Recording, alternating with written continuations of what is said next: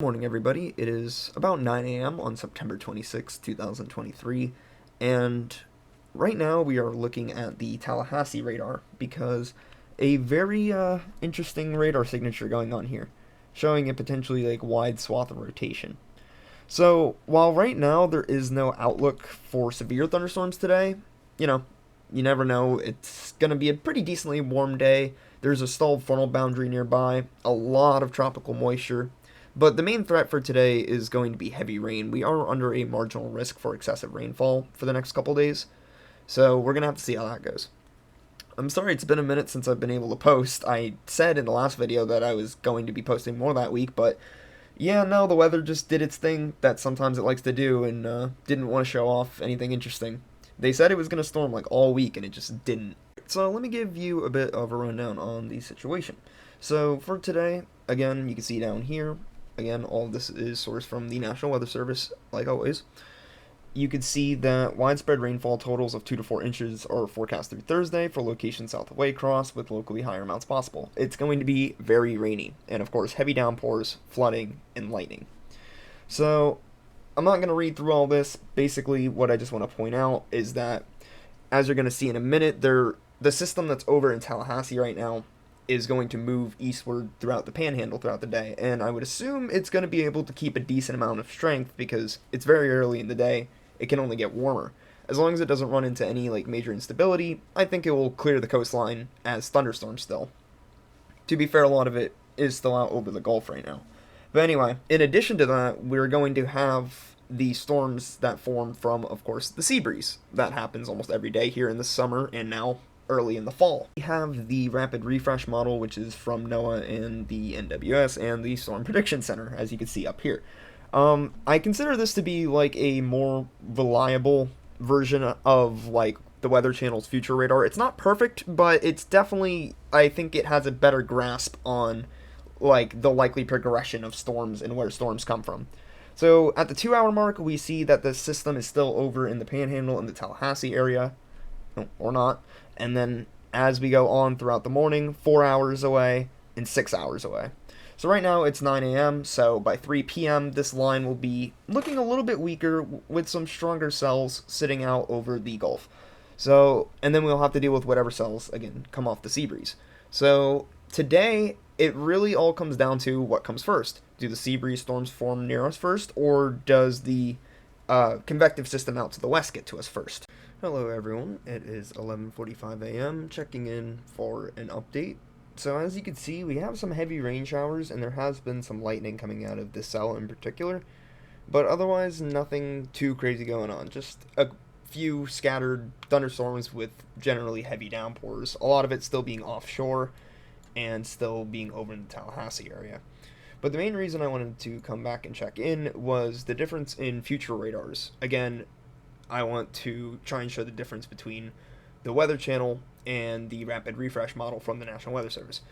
So if we put this into motion, you'll see that while there are some scattered cells that come from the sea breeze and their forecast, generally it seems to think there's going to be some type of congealing squall line or quasi-linear convective system, which is just a fancy word for a broken squall line. So that would be very interesting because I was just saying to my partner last night how I wanted to get one of those on video because I remember those being some very intense storms when I was a kid and into my teenage years recently. When we'd get severe weather, it was usually the squall lines that were really crazy. So I wanted to see that. So that's what the Weather Channel thinks. So now we have the rapid refresh model from the National Weather Service.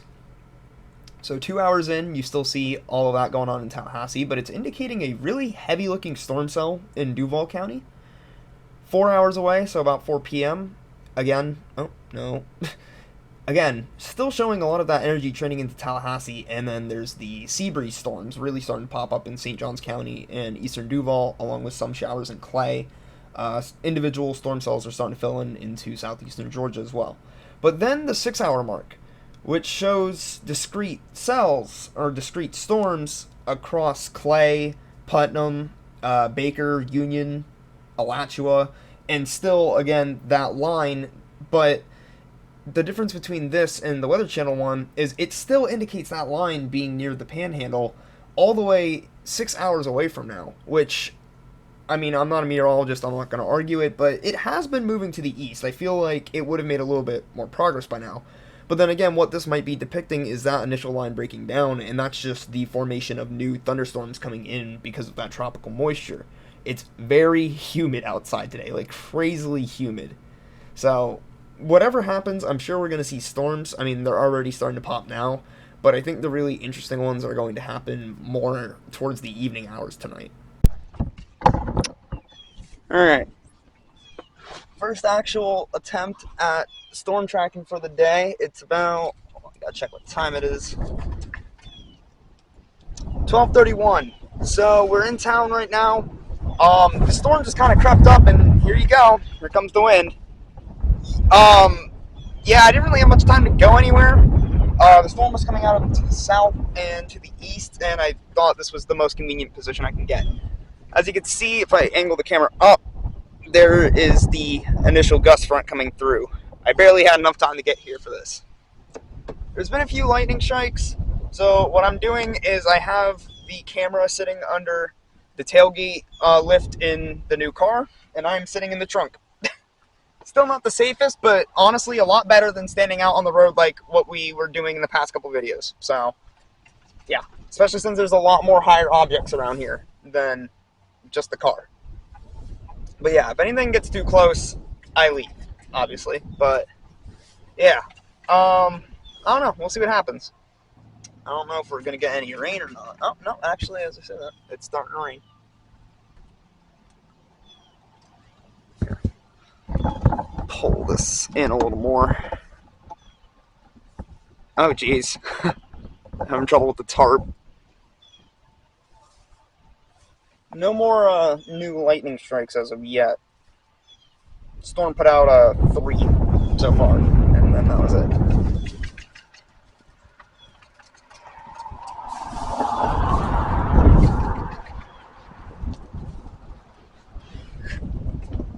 Wind-blown rain, it's getting into the trunk.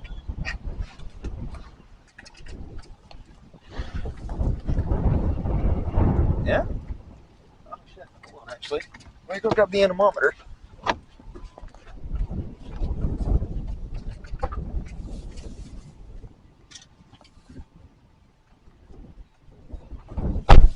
Yeah, that one sounded a little close. Sun shower, nice. Always nice to have that on video. Alright, let's see. And the wind's kind of, oh well.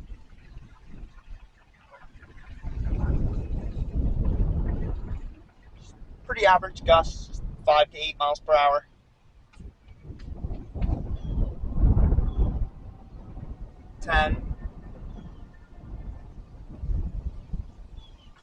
I should get like one of those like little square tents that they use for like football tailgating parties and stuff. So I could have a little bit of like a wider area to sit the camera under in times like this. See, you can never know with these storms. Sometimes, like, because I was sitting there and I was like, you know, is this one I should go after? I don't know. You can't really tell. Because sometimes, like, it looks like they'll start to flare up and they actually do something, and then other times it just kind of rains. The sun's really coming in. Just the camera a little to look more that way. Okay, yeah, it indicated 2 more strikes, more directly to the east, so yeah. I'll keep an eye on it for a few more minutes. That was probably the thunder we heard when I went to go grab the anemometer. Storm's not looking like crazy impressive or anything, but again, there's like, I'm not expecting anything too crazy. They didn't even say severe storms, they just said strong. So 40 to 50 mile per hour wind gust. But hey, look, anything, like, to me, the weather is just so cool that I don't care. Like, honestly, I just love seeing, like, the storms come in with, like, the gust fronts and stuff. Getting lightning shots is still, like, one of my favorite things. So, yeah. Just wish, I guess that's part of why, like, I'm kind of hoping a squall line does form, because it's a lot easier to predict where the action's going to be, if that makes sense. Like, it's just a giant wall of storms. Like, on one hand, yeah, discrete cells are nice, but just kind of like how Florida is laid out between, like, just randomly being, like, really urban and then being really rural with giant trees blocking the view. And if it's not the trees, it's something about, like, it being urban, like houses and stuff blocking the view. Or, like, you're not supposed to be here, or there's not enough, like, off-roads or just open space to record like this. Yeah. So, in my eyes, at least, for where I live, it's a little more convenient that way. Let's see if we can get a visual on the leading edge of that storm over there. Back out in the sun now.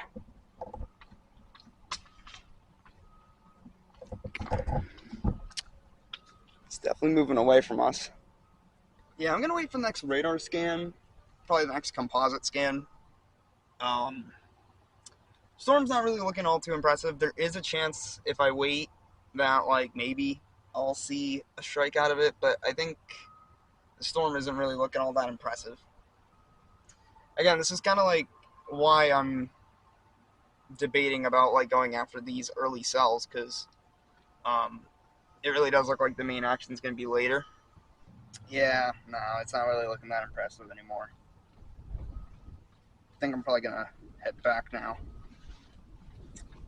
Well, I mean, I'm sure more storms are going to fill in, especially once the sea breeze comes in, but right now it doesn't look like there's any more storms on the way, so I guess we will see when the next round comes. Getting a nice little bit of wind out the back. Feels nice, it's really warm. Alright, I'm going to head back. So, as you saw there, the storms really haven't been that impressive so far in our area today. But when I came back, I noticed that the IEM bot, which basically, like, catalogs messages issued from the National Weather Service, pointed out that a day 1 marginal convective risk had been issued for part of our area, and lo and behold, there's now a marginal risk of severe weather, with the threat mainly just being a wind threat. No hail or tornadoes expected, just a wind threat. So that could at least mean that we could be seeing storms with some gusty winds to them. And also, St. Simon's Island up in Georgia got 4.5 inches of rain already today. It is 1 p.m. That just goes to show the potential flooding risk we're going to be looking at. Hello everybody, I am back. This is the day after September 26th. I am here to go over the footage and what happened meteorologically speaking. And yeah, the storm we ended up tracking kind of became a little bit of a nightmare, which you will see in just a minute. In this first clip, you can see that we attempted to go to the First Coast Expressway to get footage, but it really wasn't working out all that well, so we decided to go home. But the sky was this, like, bright turquoise blue under the clouds, so we decided to stop for more footage. The action was a little bit slow to start in our area, but around 4 p.m., a strong squall line began to form out of a group of discrete thunderstorm cells. The line rapidly accelerated to the east across the St. Johns River and went plowing offshore. Now, I didn't get to see much lightning myself, but you could see on radar there was a ton of lightning, and this radar loop doesn't even do it justice. There was apparently so much lightning coming from this that everybody at work was talking about their own different story with lightning today. Though we did not see much lightning from the storm in our area, what we did see was the wind, and I'm going to show you a video that we briefly recorded before we got home. We would have recorded more, but what ended up happening is I got out of my car. We parked a couple blocks away from home, and I wasn't really thinking, honestly, and I left the door open while the wind was blowing. And I didn't think the door was going to shut, but then a really powerful wind gust, our weather thing at home said it was 16 miles per hour, but honestly, I don't know, where we were it might have been a little higher, because I turned around and all I could see in the air was leaves and dirt and dust and sand flying everywhere. And when I went to go, I think, grab the anemometer or something out of the car, whatever I was going to do, the car door closed and hit me in the hip and knocked me on my ass and I fell over. And then we got hit by a massive fucking wind gust. It was really scary. Fucking door hit me and knocked me on my ass. You alright?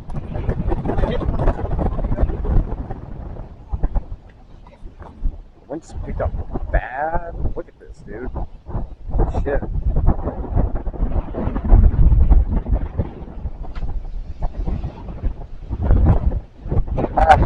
Definitely think there's a lesson in that. Shut your door from now on.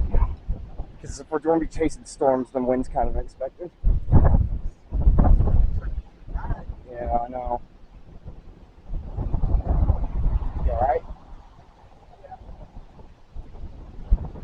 Are you sure? You're saying it.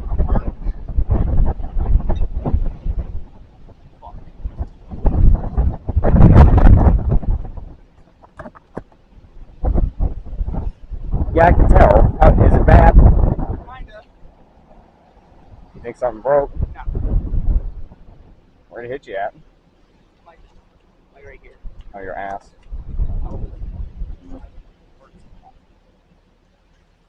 Here comes the rain. Huge drops, you know.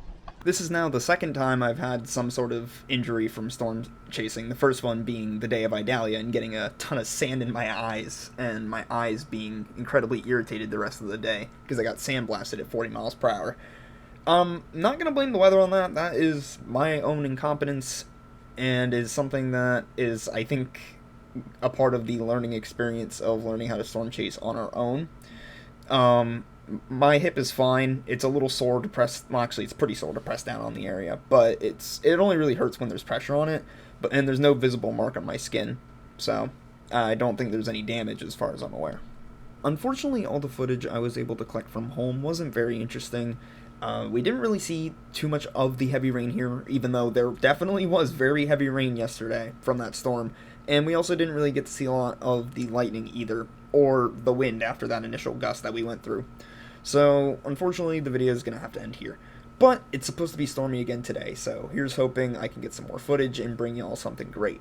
If not, I am starting to work on Severely Overlooked again. The video I did on Florida's hurricane dry spell is one of the most popular on my channel. People really seem to like it, so I'm going to keep that up. So, thanks for tuning in, and we'll see y'all next time.